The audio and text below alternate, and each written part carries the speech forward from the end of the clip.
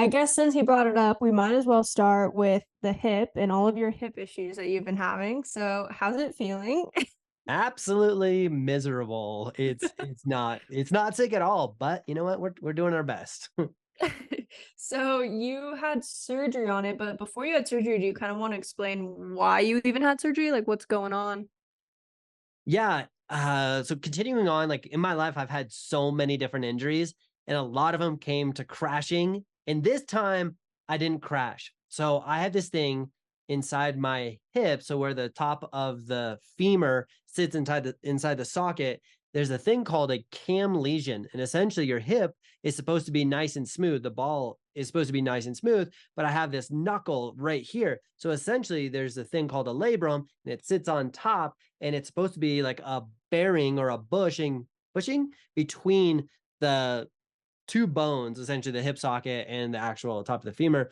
And so I was doing a frontside 360 out of a rail, and I remember it vividly, feeling great, coaching, everything was awesome, did this trick, boom, landed, stomped it, but felt that my hip ripped something inside. Well, I'm an idiot. I didn't even take a day off snowboarding because I have a job, I got bills to pay. I ended up just dealing with it for the next 6 years. And so then it got to a point where when I ripped it off the bone, it just started like grinding on the inside. I just neglected it for a long time. I didn't have insurance. So being able to afford to pay for all these things was really challenging. And it was not on the priority list because I was like, ah, it hurts, but it's never been significant enough.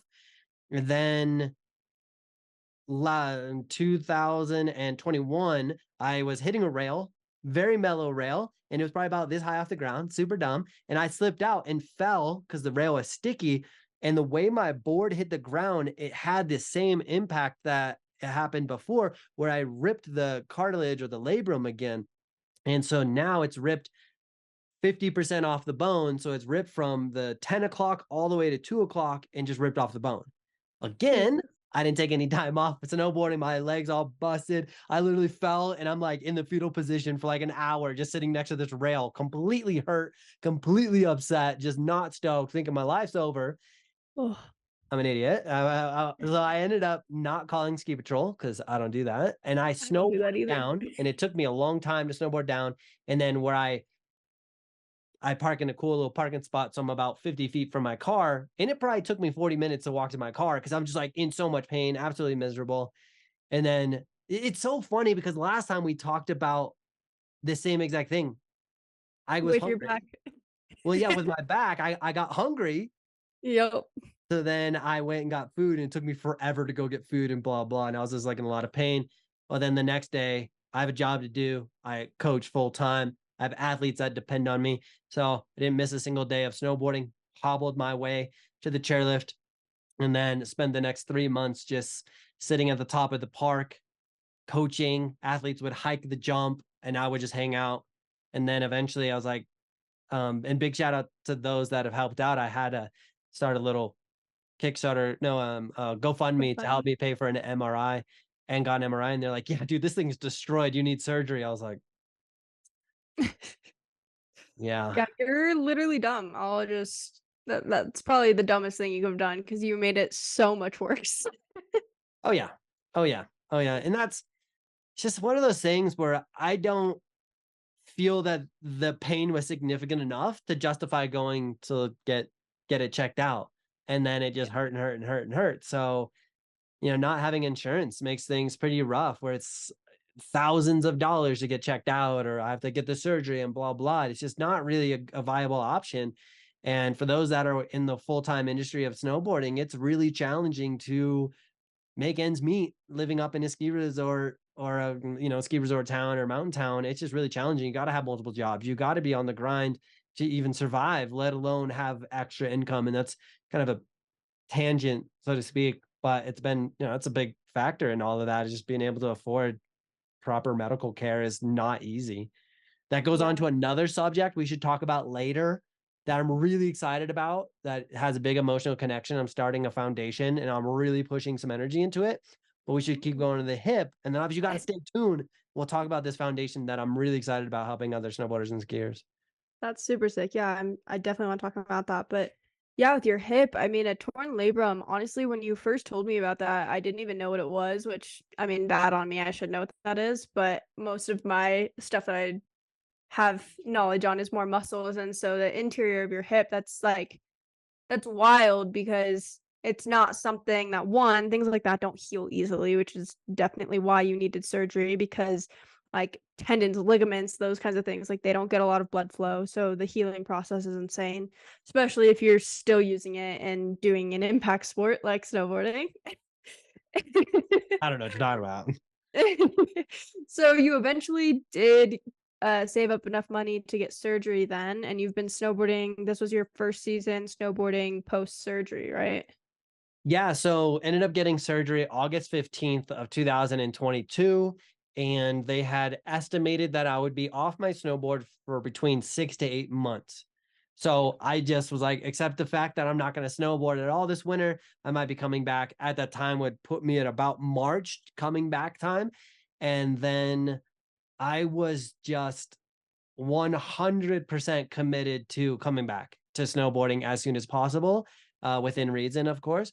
And I grinded. So luckily, I had surgery, arthroscopic labrum repair, and they put 4 screws in there and sucked out a bunch of the debris that was in there and just put it all back together. And the craziest thing, 4 hours after surgery, they had me on a bike pedaling for 20 minutes.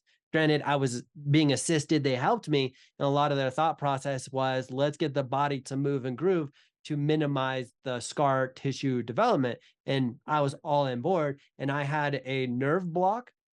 So I Mhm. couldn't feel anything anyways. So to me, it didn't really matter. So paddling, You still do, don't you?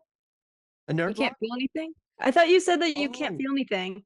oh, okay. Well, interesting. If I couldn't feel anything, I would have no pain. I'd be stoked.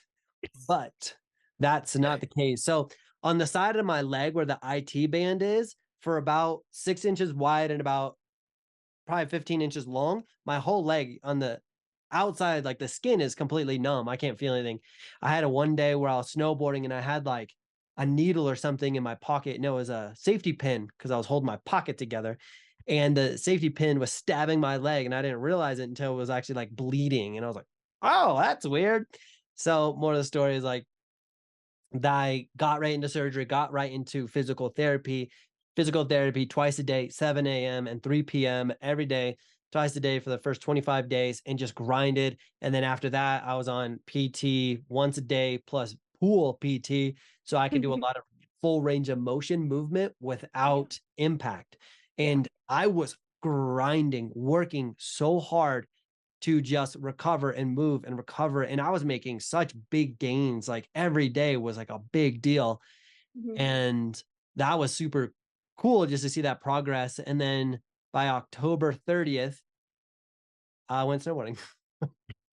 Yeah, And I now remember you specifically putting something on your stories being like, "Don't tell my doctors." So I'm gonna guess you were not cleared for that. I was actually cleared at 2 months, and I waited another 2 weeks only because there was no resort open. But I got cleared middle of October, cleared. They're like, yep, 100%. They did all these tests. They're like, you're good. We've never seen somebody progress as fast as you. And yeah, you're cleared. You can go snowboard tomorrow if you wanted. And I was like, I would, but there's no resorts open. So then, like 2 weeks later, I did go snowboard. And what I was really meaning was in within 30 feet of my very first turn, I may or may not have tried a frontside 360. Don't tell my doctor. But if the two big things I was going through my mind during the whole process after getting hurt, getting back on snow, going through summer camp, and going through this injury is based on breaking my back. It took me years to overcome the mental aspect of overcoming fear. So this time around, I was like, no matter what, I'm not going to allow fear to control me.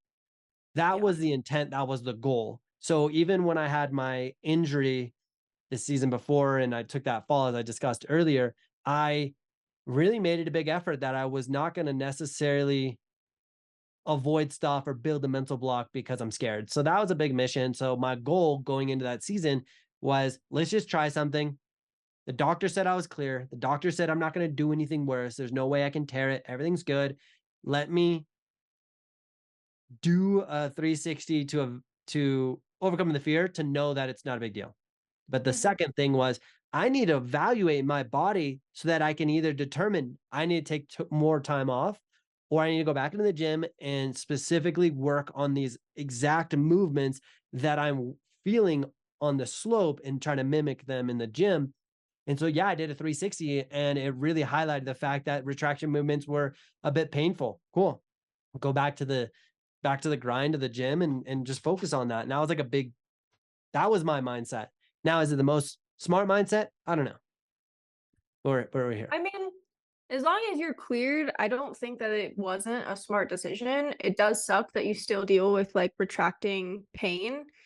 And I feel like there are ways to make that go away, but also it really just depends on what's going on the inside, because the pain that you're feeling, from what I remember, was more in your hip flexor and less in like your torn labrum area.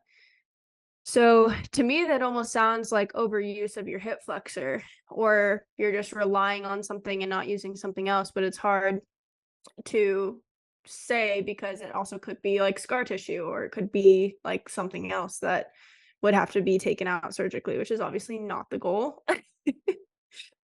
Fingers crossed, right? And I definitely agree, because I definitely neglected most likely certain muscle groups or certain muscles or certain movement patterns for the 6 years prior to surgery, 7 years since that incident. So, like, yeah, my body's adjusted, adapted, and overcame certain things that may just, now they work right, but the body's overcompensated in a different way. So I feel like that's what I'm dealing with, but I really don't know. And I've been seeing a PT once a week. This guy's been working on my hip and stuff. And obviously, you're not here. You're in Arizona. I'm in Colorado.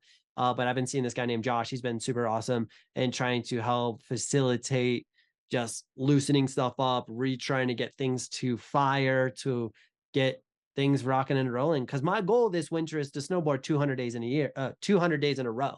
That's the Yeah. goal. Yeah. And I've been very close. I've hit about 180 days in a row before.